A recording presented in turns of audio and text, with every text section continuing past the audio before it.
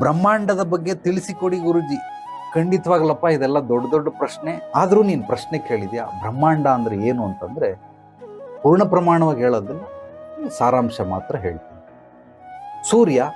ಸೂರ್ಯನಿಗೆ ಗ್ರಹಗಳಿದ್ದಾವೆ. ಇದೆಲ್ಲ ಕುಟುಂಬ, ಅಂದರೆ ನವಗ್ರಹಗಳು ಪ್ಲಸ್ ವೈಜ್ಞಾನಿಕವಾಗಿ ಅದೇನೋ ಪ್ಲೋಟೋ, ಯುರೇನಸ್, ಅದು ಇದು ಅಂತ ಎಲ್ಲ ಏನೇನೋ ಇರ್ತವೆ. ಒಂದು 14 ಗ್ರಹಗಳಿದ್ದಾವೆ.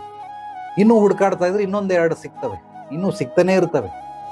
ಸೊ ಈ ರೀತಿ ಸೂರ್ಯನ ಒಂದು ಕುಟುಂಬ ಇದು. ಸೂರ್ಯನೇ ಮುಖ್ಯಸ್ಥ, ಅವನಿಗಿರುವಂಥ ಒಂದು 12ರಿಂದ 14 ಗ್ರಹಗಳು.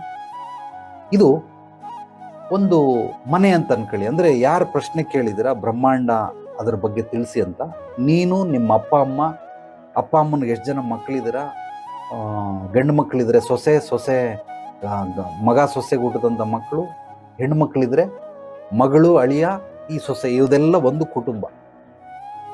ಈ ರೀತಿ ಒಂದೇ ಒಂದು ಕುಟುಂಬ ಅದು. ಅದೇ ಥರ ಸೌರಮಂಡಲ ಅಂದರೆ ಸೂರ್ಯನಿಗಿರೋ ಒಂದು ಕುಟುಂಬ. ಈ ರೀತಿ ಸೂರ್ಯನ ಥರ ಇರೋ ಸೌರವ್ಯೂಹಗಳು ಲಕ್ಷಾಂತರ ಕೋಟ್ಯಾಂತರ ಸೌರವ್ಯೂಹಗಳಿದೆ. ಇದನ್ನೆಲ್ಲ ಗ್ಯಾಲಕ್ಸಿ ಅಂತ ಕರೀತಾರೆ. ಸೊ ಈ ರೀತಿ ಗ್ಯಾಲಕ್ಸಿಗಳು ಲಕ್ಷಾಂತರ ಕೋಟ್ಯಾಂತರವಿದೆ. ಇದನ್ನೆಲ್ಲ ಅದೇನೋ ಮಿಲ್ಕಿ ವೇ ಅಂತ ಏನೋ ಕರೀತಾರೆ.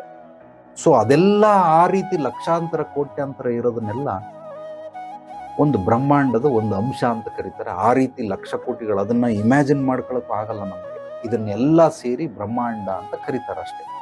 ಇಷ್ಟು ಮಾತ್ರ ನಿನಗೆ ತಿಳಿಸ್ಕೊಡ್ಬಹುದು. ಅದರ ಒಳ ಅರ್ಥ ಏನು ಅನ್ನೋದನ್ನ ನೀನು ಕೋರ್ಸಿಗೆ ಬಂದರೆ ಖಂಡಿತವಾಗಿ ತಿಳಿಸ್ಕೊಡ್ಬೋದು.